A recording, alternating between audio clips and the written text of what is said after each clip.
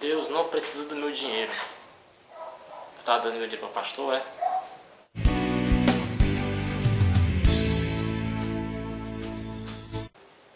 Paz do Senhor, pessoal, tudo bem com vocês? Nós estamos nesse nosso terceiro vídeo sobre verdades sobre o cristianismo evangélico. Nós já falamos sobre a questão de adoração. A adoração ela não está restrita a quatro paredes, nem precisa eu esperar para chegar ao culto à noite para eu adorar a Deus. Nossa adoração tem que ser 24 horas por dia. E falamos sobre templos, e sobre igrejas, onde a importância do espaço físico é para reunir o povo de Deus num só lugar. Afinal de contas, essa reunião é bíblica. O próprio Jesus ia ao templo, e Hebreus, nosso texto clássico para defender essa ideia, vai dizer que não devemos deixar de congregar. Falamos sobre líderes, sobre pastores. Inclusive eu tenho 2 vídeos nesse canal falando sobre esse assunto. E nós vimos que a liderança ela é importante porque o povo ele tem que estar sob uma liderança. Não seria legal, acho que Deus, Jesus, na sua sabedoria, ele entende que não daria certo ele deixar o povo dele aqui sem um líder, dependendo apenas da sua ordem, porque nós seres humanos somos tendenciosos muitas vezes a querer dizer que Deus falou algumas coisas sem Deus ter dito. A prova é aí que você vê nas igrejas, as pessoas dizendo que Deus falou um bocado de coisa sem Deus ter dito nada. Então é preciso ter uma liderança direcionada por Deus. Se tendo liderança já acontece isso, imagine se cada um fizesse o que bem entendesse. Então a liderança é importante. E hoje nós vamos falar sobre a questão do financeiro. Tem muita gente que fala aquela frase clássica: Deus não precisa do meu dinheiro, eu não vou dar meu dinheiro para pastor. E as pessoas copiam essa frase e passam de boca em boca sem entender realmente o que estão falando e sem entender realmente como é que funciona o dinheiro dentro da igreja evangélica. Claro, pessoal, que nós sabemos que existem muitas igrejas por aí fazendo de maneira errada. Tem muito líder que está usando de má fé e se aproveitando das pessoas. Mas como eu falei, no próximo vídeo nós vamos falar sobre isso. Eu separei alguns textos aqui onde se fala sobre dízimo, sobre ofertas. Então, será que o dízimo ele é realmente válido ainda nos dias de hoje? Ou será que ele ficou só para a lei? Vou começar com o texto clássico de Malaquias. Malaquias capítulo 3. Em verdade, eu, Senhor, não mudo. Por essa razão, vós, o filho de Jacó, desde a época de vossos antepassados, vos desviastes das minhas leis e não as obedeceis. Agora, pois, voltai para mim, e eu me tornarei para vós outros, afirma o Senhor dos Exércitos. Todavia me indagais, mas de que devemos nos arrepender? Pode um ser humano roubar algo de Deus? No entanto, estás me roubando, e ainda ouso questionar: como é que te roubamos? Nos olhos dos dízimos e nas ofertas. Estais debaixo de grande maldição, porquanto me roubais, a nação toda está me roubando. Trazei, portanto, todos os dízimos aos depósitos do templo, a fim de que haja alimento em minha casa, e provai-me nisto, assegura o Senhor dos Exércitos, e comprovai com os vossos próprios olhos, se não abrirei as comportas do céu, e se não derramarei sobre vós tantas bênçãos que nem conseguireis guardá-las todas. Então, as pessoas que defendem o dízimo com os dentes usam esse texto, e quem rebate diz que esse texto está no Velho Testamento. Bom, nós sabemos que tem muita coisa no Velho Testamento que não foi abolida, foi cumprida por Jesus. O Velho Testamento ele não foi aniquilado. O próprio Novo Testamento vai mostrar isso. Mas tem algumas leis no Velho Testamento que não são aplicadas à igreja. O dízimo, você não vê uma repetição dele no Novo Testamento. A única coisa que você vai ver é Jesus falando para os escribas e fariseus praticar a justiça, Mateus 23, 23, praticar a justiça, o amor, sem deixar de dar o dízimo e a oferta. O texto não vai estar com essas palavras que eu estou falando, ele vai estar em outras palavras, mas o sentido do texto é esse. Tá? Mesmo você não encontrando nenhum texto que vá apoiar a ideia do dízimo, você também não vai encontrar o texto que derrube a ideia do dízimo. Na realidade, o Novo Testamento, questão de dízimo, ele não vai falar nada. Ele não vai dizer que o dízimo é válido ou vai dizer que o dízimo não é válido. Por que isso? Porque se você for olhar o Novo Testamento, os cristãos eles tinham um desapego muito grande com o material. No livro de Atos dos Apóstolos vai registrar que as pessoas traziam seus bens, vendiam suas propriedades. Quem tinha 2 terrenos vendia um, ficava com um. Então o povo era muito liberal na questão de contribuir. As pessoas não davam só o dízimo, as pessoas davam tudo, praticamente tudo que elas tinham. Então parece que não houve essa necessidade. Eu estou falando aqui, né, o que aparenta ser. Não houve necessidade de se escrever algo a esse respeito. E por estar na palavra, e se o dízimo ele não é rebatido no Novo Testamento, então nós entendemos que ele ainda tem a sua importância, a sua validade. O dízimo seria utilizado para a manutenção do prédio. Aí tem pessoas que querem dar uma de bom samaritano e diz, mas podia usar esse dinheiro para ajudar os pobres, para ajudar o rico. Bom, então você que é bom samaritano, deu esse seu exemplo, venda seu iPhone que custou R$1.000, né, e dê os R$800 para um pobre, e pegue e compre um salário de R$200, já que você é tão bom samaritano, está se preocupando tanto com os pobres, porque mandar os outros fazer é fácil, agora você fazer é outra coisa. Bom, a igreja, pessoal, já falei que ela serve como lugar de adoração, lugar de restauração. Esse lugar tem que ser mantido. Você que prega contra o dízimo, você que prega contra a oferta, se você for comprar uma igreja quente, você vai reclamar. Se você for para a igreja que os bancos estiverem duros, você vai reclamar. Se você for para uma igreja que não tiver água para beber, ou que o seu bebedouro estiver quente ou quebrado, você vai achar ruim. E aí você quer que toda essa manutenção, gente, venha como? O governo não vai liberar.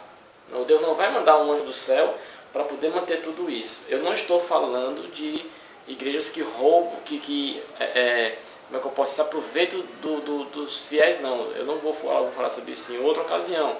Mas o dízimo ele seria usado para esse tipo de coisa, inclusive o sustento do pastor, que é bíblico. O pastor ele deve ser sustentado pela igreja, porque se a igreja não sustenta o pastor vai ter que procurar um trabalho fora, e aí ele vai dedicar menos tempo para a igreja.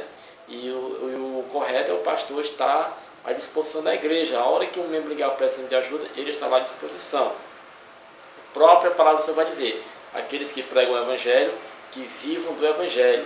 Também vai dizer, digno obreiro do seu salário, digno de duplicado a honra seja os presbíteros que ministram a palavra.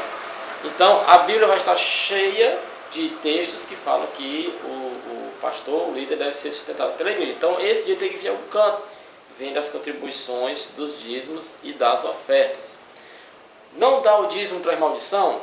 Bom, por que alguém não daria o dízimo? Não dão dízimo porque não estão dando a mínima para a igreja do Senhor. E aí eu vou agora lá para Ageu, e olha só. O pano de fundo histórico de Ageu está em Esdras. Então você lê todo Esdras que você vai entender Ageu. No capítulo 1, o profeta Ageu vai repreender o povo. Porque no versículo vai dizer, assim diz o Senhor, este povo murmura, não chegou ainda o momento certo, o tempo para se reconstruir a casa do Senhor. Eles tinham se mandado para Jerusalém para reconstruir o templo, com essa função. Mas a obra foi parada, e aí o povo parou. Por esse motivo a palavra do Senhor foi uma vez mais comunicada por meio do seu profeta Ageu, dizendo, porventura é tempo de habitais em casas com luxuoso acabamento, enquanto a minha casa continua em ruínas. Então o povo estava deixando de construir o templo para construir as suas casas, porque elas estavam com medo do rei. Só que isso estava dando um sério problema, porque o povo tinha saído dali para construir o templo. Então as pessoas estavam deixando de construir o templo para reconstruir a casa do Senhor. Então quando eu, não por uma necessidade forçada, muitas vezes uma crise financeira, não vou entrar nesse assunto, mas por própria mesquinharia, por própria falta de amor pela obra do Senhor, pela própria falta de interesse na casa de Deus, deixo de dizimar e ofertar, eu estou negligenciando a obra do Senhor. Quando eu negligencio a obra do Senhor, eu vou ter problema com isso, pessoal. Eu sei que a igreja deve socorrer os pobres também, a igreja deve manter uma ação social, a igreja podendo, né? Eu digo podendo porque a igreja muitas vezes paga paga energia, paga luz, e às vezes as entradas de dízimo e oferta não dão para isso, mas sempre que já puder ajudar alguém, ajude, contribua para a vida de alguém. Mas dizer que igreja não pode recolher dízimo, igreja não pode recolher oferta, porque é antibíblico, né? Isso é uma loucura. A Bíblia não vai proibir recolhimento de dízimo e oferta em lugar nenhum. No Novo Testamento, 2 Coríntios, capítulo 9, versículo 7, vai dizer: cada um contribua segundo tiver proposto no seu coração, não com tristeza por necessidade, porque Deus ama que dá com alegria. As pessoas dizem: não, dízimo não pode, tem que dar segundo o que está no coração. Engraçado que o nosso coração só manda dar menos do que 10%, né, pessoal? Nosso coração nunca manda dar mais, né? Manda dar só um pouquinho. Por quê? Será que é porque eu quero obedecer a palavra, ou será que é porque eu não quero me desprender do meu dinheiro? Vamos ter cuidado, porque você está definindo o dízimo por quê? Porque você tem certeza que não é bíblico, ou porque você ainda está preso ao dinheiro, porque você é avarento? Por que você defende o dízimo com tanto fervor? Aliás, combate contra o dízimo com tanto fervor? Será que é zelo pela palavra ou o pecado da avareza? Jesus disse: não pode servir a dois senhores. Você não pode servir a Deus e as riquezas. As pessoas só rebolam esse texto para cima dos pastores, mas cuidado, porque você pode estar também amando dinheiro ao ponto de segurá-lo para a obra do Senhor. É claro que o nosso dinheiro ele deve ser empregado, eu costumo dizer, para três coisas. Primeiro, para nossa manutenção pessoal da nossa família. Segundo, para o socorro daquele que necessita, nós devemos usar nosso dinheiro para isso, e para a manutenção pessoal da obra de Deus. E eu vou dizer uma coisa: 10% não é esse valor exorbitante. 10%, pessoal, não faz falta, porque Deus ele é capaz de repor. Olha o que a Bíblia diz: Deus ama ao que dá com alegria. Se você deposita o seu dízimo ou a sua oferta com alegria, Deus vai retribuir. Isso não é teologia da prosperidade, não. E outra, tem gente que diz: Jesus já pagou tudo pela nossa salvação. Claro, pessoal, mas dízimo e oferta não tem a ver com salvação. Você não está pagando salvação. É uma obrigação nossa para com a obra do Senhor. Você não está pagando salvação, não tem nada a ver com salvação. Ninguém está dizendo aqui que você vai dar o seu dízimo e a sua oferta para você ser salvo, não. Porque se você der o seu dízimo, se você der a sua oferta e continuar no pecado, você vai para o inferno do mesmo jeito. O seu dízimo e a sua oferta vai servir só para ajudar a igreja. Para você não vai levar nada, não vai ter bênção de nada. Afinal de contas, se você voltar lá para Gênesis, Deus se agradou de Abel primeiro e depois da oferta. E Deus se desagradou primeiro de Caim e depois da oferta. Dízimo e oferta é a mesma coisa. É para a manutenção do templo, da obra do Senhor, o sustento do líder, o sustento da igreja, tá? Não é para salvação, não tem nada a ver com... Não, isso aí é outra coisa. Jesus pagou pela nossa salvação. Dízimo e oferta é para a manutenção da obra de Deus. E aquele que ama a obra de Deus, ele não importa se é 10%, 15%, 20%, não. Ele contribui porque ele ama a obra. E Deus abençoa aquele que ama. Amém, pessoal? Então, qualquer outra coisa que vocês quiserem colocar, deixem nos comentários, tá certo? Curta este vídeo. Se inscreva no nosso canal, compartilhe e até a próxima semana onde nós estaremos trazendo vídeos sobre os erros dentro da igreja, né? Que a Bíblia fala, Jesus e os apóstolos avisaram sobre isso e a gente se espanta, não sei porquê, acho que é porque a gente não lê a Bíblia, né, pessoal? Então, Pai, Senhor, Deus abençoe e até a próxima.